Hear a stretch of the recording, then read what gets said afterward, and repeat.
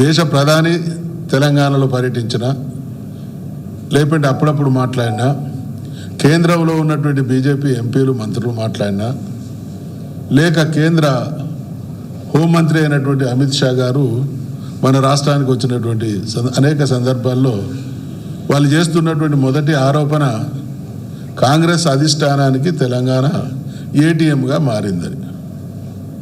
అంటే ఏం జరుగుతున్నట్టు వాళ్ళ భావన, దోపిడీ కొనసాగుతూ ఉన్నది విశృంఖలంగా. దేశంలో ఎక్కడ లేనటువంటి దోపిడీ తెలంగాణలో కొనసాగుతుంది అనేటువంటి ఆంతర్యం వాళ్ళ మాటల్లో ప్రతిధ్వనిస్తూ ఉన్నది.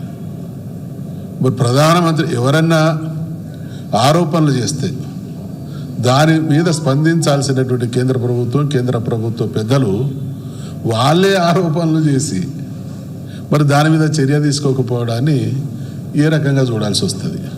అంటే ఒకవైపు ఈడ పార్టీలను బదనాం చేయాలి, ఇంకొక వైపు లోపాయికారిగా వాళ్ళతోని కుమ్ముక్కు కావాలి. ఇదే వాళ్ళ ద్వంద్వ నీతి. దీంతోపాటు బీజేపీ కేంద్రంలో అధికారంలోకి వచ్చిన తర్వాత అవలంబిస్తున్నటువంటి ఆర్థిక పరంగా రాష్ట్రాలను కుదేలు చేసేటువంటి కార్యక్రమం. గతంలో రాష్ట్రాల ద్వారా వచ్చేటువంటి ట్యాక్సులలో రాష్ట్రాలకు వాటా ఇచ్చేది. ఇవాళ సెస్ల రూపేణా రాష్ట్రాలకు వాటా రాకుండా, అంటే రాష్ట్రాల మీద ఒక రకమైనటువంటి దుర్మార్గాన్ని కొనసాగిస్తూ ఉన్నది. అంటే బీజేపీ ఖచ్చితంగా ఒక రాజకీయ దుర్మార్గం ద్వారా అధికారాన్ని కైవసం చేసుకునేటువంటి ప్రయత్నం చేస్తూ ఉన్నాయి. మీరెన్ని కుట్రలు కుతంత్రాలు, ఎన్ని దిగజారుడు చర్యలకు పాల్పడ్డా తెలంగాణ విషయంలో మాత్రం తెలంగాణ ప్రజానీకానికి సంపూర్ణమైనటువంటి స్పష్టత అవగాహన ఉన్నది.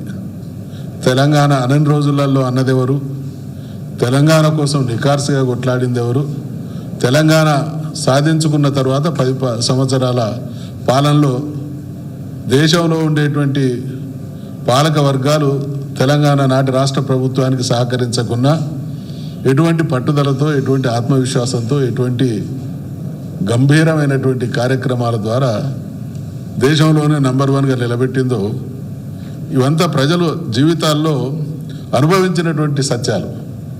2 పార్టీలను చూసిన తర్వాత 2 పార్టీలు కూడా, 2 ప్రభుత్వాలు కూడా తెలంగాణ ప్రజా ప్రయోజనాలను ఏమాత్రం చక్కదిద్దకపోగా ఒక రకంగా శపిస్తున్నటువంటి వైఖరిని కొనసాగుతున్నాయి. కాబట్టి అందుకనే ఇవాళ తెలంగాణలో ఏ ప్రాంతానికి పోయినా కూడా ప్రజలు కేసీఆర్ గారి పాలన, బీఆర్ఎస్ పాలన మళ్ళీ పునరావృతం కావాలి, ఈ పాలన మాత్రమే మాకు శ్రీరామ రక్ష అనే భావనతో ఉంటే, ఇందాక చెప్పినట్టు కొత్తగా అధ్యక్షులైనటువంటి రామచంద్రరావు గారు మాత్రం ఏ లోకంలో ఉన్నాడో, ఇంకా ఆయన అసలైనటువంటి తెలంగాణలో ఉన్నట్టు లేదు ఆయన మాటల ఆంతర్యం. కాబట్టి ముమ్మాటికి రాబోయే రోజుల్లో ఇప్పటికే ప్రజా హృదయాలలో మేమున్నాం. రాబోయే ఎన్నికల్లో గ్యారంటీగా ఈ 2 పార్టీలకు తగిన గుణపాఠం చెప్పి బీఆర్ఎస్కు ప్రజలు కట్టం పెట్టడం ఖాయం.